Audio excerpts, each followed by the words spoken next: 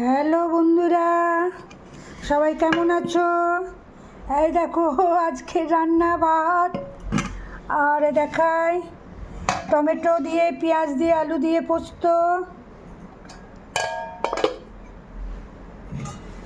আর এই দেখো মুগ দিয়ে মুসুর দিয়ে ডাল। ব্যাস, ডিম টিম খাবো বললে ভেজে দেওয়া হবে।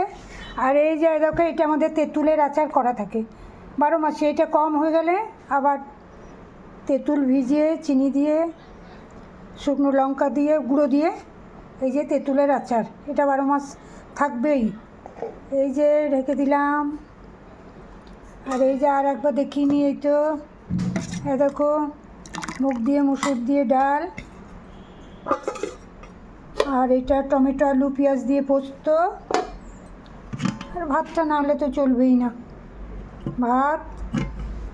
সবাই ভালো থেকো, সকলকে শুভ দুপুর, দুপুরের শুভেচ্ছা, অনেক অনেক ভালোবাসা।